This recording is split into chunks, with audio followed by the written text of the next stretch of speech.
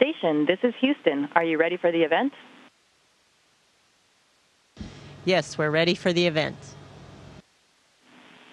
White House, this is Mission Control, Houston. Please call station for a voice check. Do you hear me? Yes, sir. We have you loud and clear.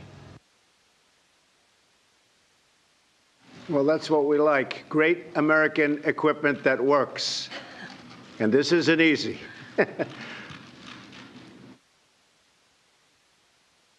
Yeah, we like that too.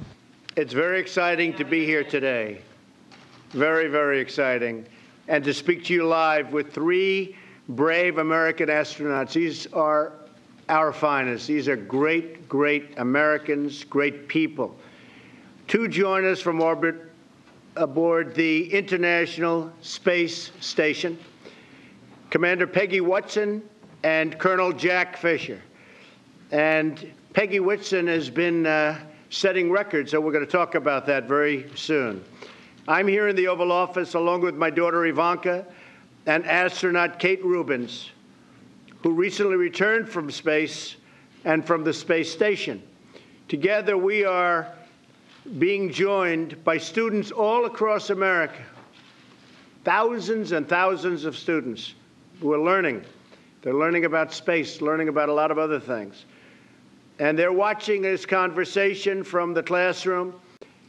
And all over, we have astronauts and we have everybody. We're flying right now 17,000 miles per hour. That's about as fast as I've ever heard. I wouldn't want to be flying 17,000 miles an hour, but that's what you do. Peggy, Jack, and Kate, I know that America's students are thrilled to hear from you. But first, I want to say that this is a very special day in the glorious history of American space flight. Today, Commander Whitson, you have broken the record for the most total time spent in space by an American astronaut, 534 days and counting. That's an incredible record to break. And on behalf of our nation and, frankly, on behalf of the world, I'd like to congratulate you. That is really something. And I'd like to know, how does it feel to have broken such a big and important record? Well, it's actually a huge honor to break a record like this, but it's an honor for me basically to be representing all the folks at NASA who make this space flight possible and who make me setting this record feasible. And so it's a very exciting time to be at NASA. We are all very much looking forward, as directed by your new NASA bill. We're excited about the missions to Mars in the 2030s. And so we're actually physically have hardware on the ground that's being built for the SLS rocket that's going to take us there. And of course, the hardware being built now is going to be for the test flights that will eventually get us there. But it's a very exciting time, and I'm so proud of the team. Great. And what are we learning from having you spending your time up there? I know so much research is done. I'm getting a glimpse of some of it right here in the Oval Office. What are we learning by being in space? Well, I think probably the International Space Station is providing a key bridge from us doing living on Earth to going somewhere into deep space. So on those Mars missions, we need to better understand how microgravity is really affecting our body, and we need to understand it in great detail. So many of the studies are looking at the human body. We're also looking at things that involve operations of a space vehicle on these long-duration missions, and the technological advancements that will be required. For instance, on a multi-year Mars mission, we're going to need to be able to close the life support system. And that means we, right now, for instance, are taking solar power that we collect and using it to break apart water into oxygen and hydrogen. The oxygen we breathe, of course, we use the hydrogen, combine it back with the CO2 that we take out of the air and make more water. But water is such a precious resource up here that we also are cleaning up our urine and making it drinkable, and it's really not as bad as it sounds. Well, that's good. I'm glad to hear that. Better you than me. I will say, Colonel Fisher, you just arrived. And how was your trip? Complicated, easy? How did it go?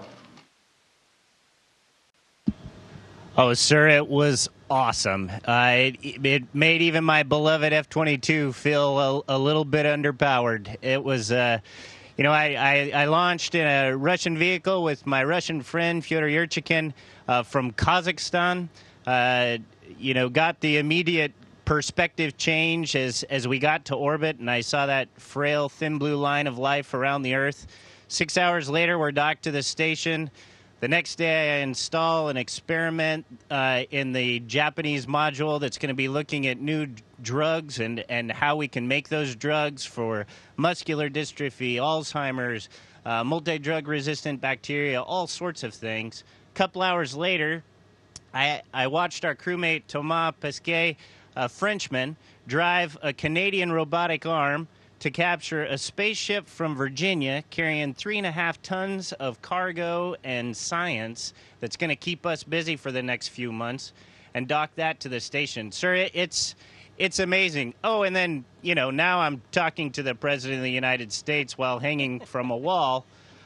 It's amazing. The International Space Station is by far the best example of international cooperation and what we can do when we work together in the history of humanity. And I am so proud to be a part of it.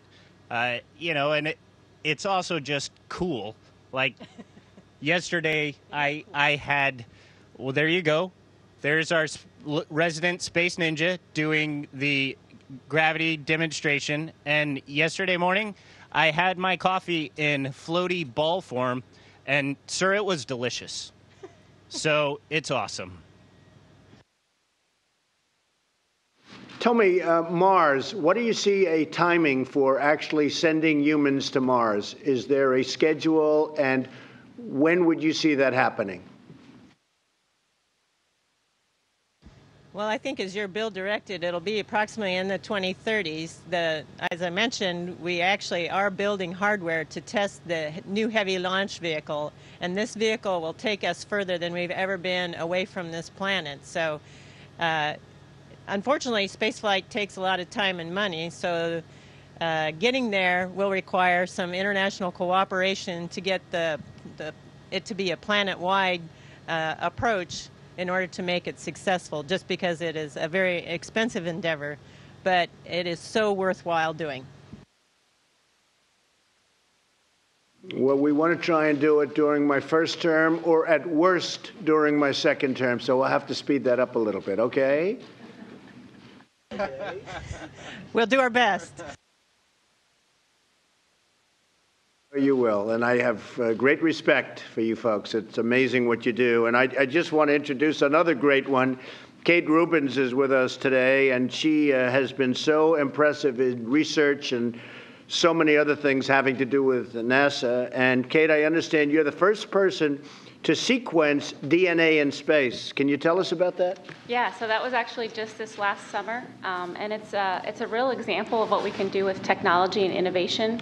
We've gotten a sequencer down to the size of your cell phone, and we were actually able to fly that on board the space station and sequence DNA. It's not just the technology demonstration, but we can actually use that to do things like detect microbes on the space station, look at astronaut health. We can easily use that in Earth-based settings, too, to look for disease outbreaks and to do rural health care as well. That's fantastic. That is really great. I saw some of the work, and it's incredible. You know, I've been dealing with politicians so much. I'm so much more impressed with these people. You have no idea. Now, speaking of another impressive person, Ivanka, you've been very much interested in this program. Tell us something about it. Hi, Dr. Whitson. First of all, congratulations on your incredible milestone today. You may know that my father recently signed the Inspire Women Act to encourage female participation in STEM fields across all aerospace areas and really with a focus on NASA. So encouraging women and girls to pursue STEM careers is a major priority for this administration. And today we are sitting with an amazing example of that, Dr. Rubins, and you, Dr. Whitson. So I would love to hear from you. What was the impetus for you to get involved in the sciences? Yeah, so when I was around Actually, 15, I actually went to a conference on DNA. And that was very inspiring for me. It was sort of the beginning of recombinant DNA and understanding biology. And so just that exposure to scientists and the kinds of things that you can do with science and technology innovation. Amazing. Dr. Whitson? For me, it was actually the Apollo program was my inspiration. And that was when it became a dream to become an astronaut. But I don't really think it became a goal until I graduated from high school when the first female astronauts were selected. And seeing those role models and with the encouragement of my parents and various mentors in college and graduate school, and when I started working at Rice, that's what made it possible, I think, to become an astronaut.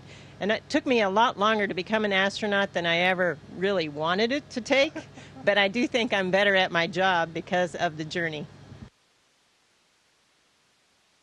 You're an incredible inspiration to us all. So I would also like to ask you one more question. I'm incredibly curious, as I'm sure all the students across the country are, to know what a day in the life in space is like. Could you share what a typical day looks like, what the challenges are, just any special moments? Well, a typical day, we wake up and look at the messages from the ground because we have a huge ground team that's working overnight to prepare, changes or the details of the tests that we're going to be performing over the course of the day. So first thing I do is check out that, see what's changed. But on any given day, it can be so dramatically different. On one day, we might be focusing on science. On another day, we might be repairing the carbon dioxide removal system. On another day, soon, Jack and I are going to do a spacewalk. We talked about last Saturday, we did robotics operations. I love the diversity of the different activities that we do. Plus, we have over 200 investigations ongoing on board the space station. And I just think that's a phenomenal part of the day. Of course, there's also just the living and on board the space station. It's such a unique and novel environment, nothing that we're used to on the ground. And it's so special to just be in zero gravity. But Jack's the new guy here, and I think he can probably give you a better perspective on what that's like. It's still on. Well, everything here, my dad always said that if you love what you do, you never work a day in your life. And we work really hard up here, but it's not really work. It's just fun. It's like playing Fort almost, only you're changing the world while you do it.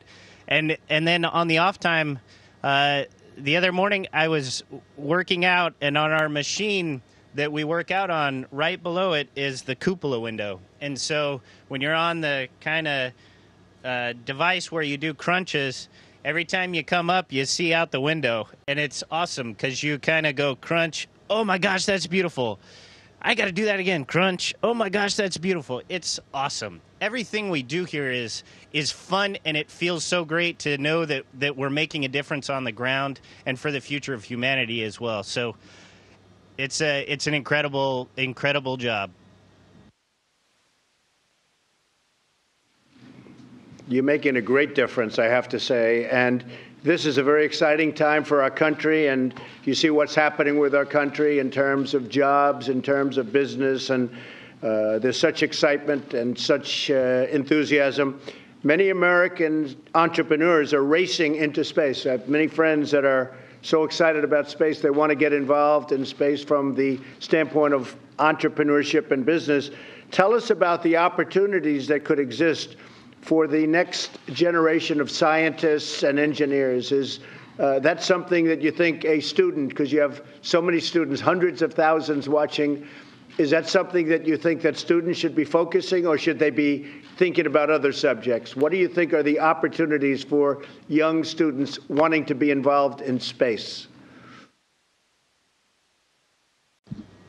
Sir, absolutely. I think that this is probably the most exciting time in space exploration, certainly in my lifetime.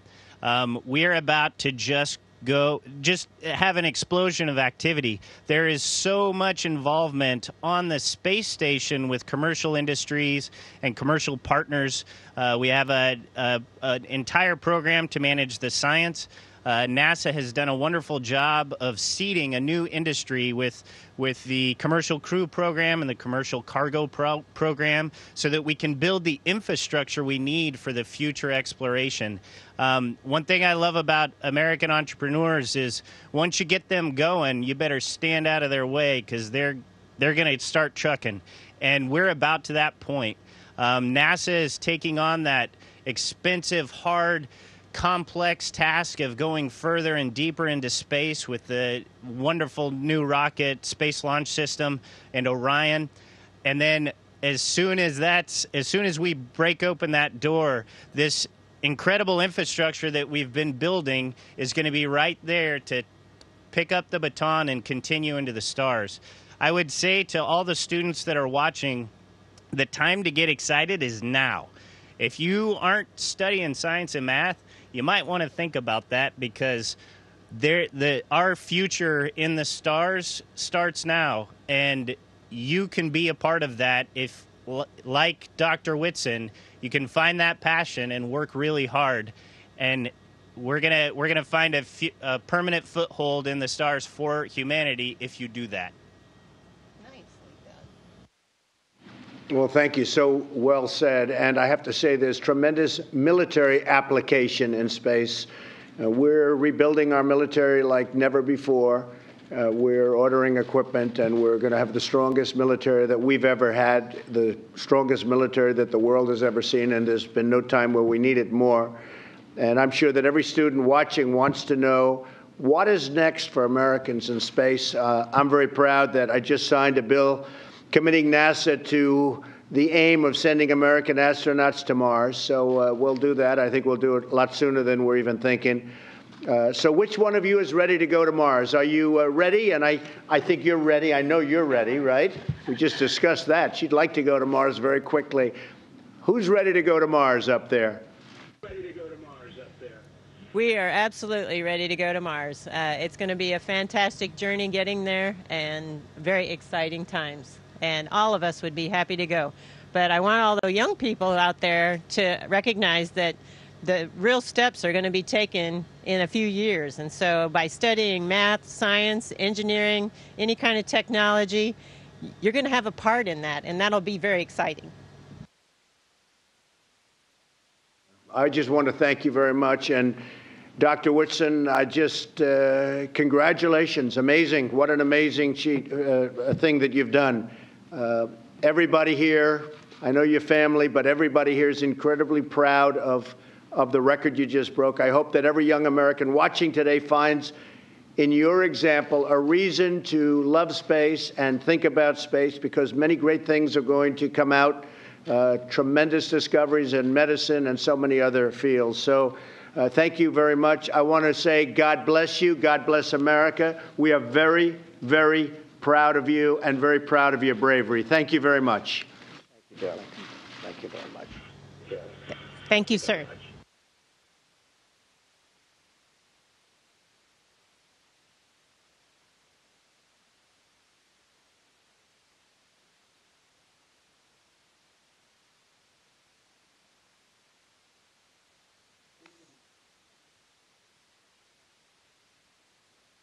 Station, this is Houston ACR. That concludes the event. Thank you.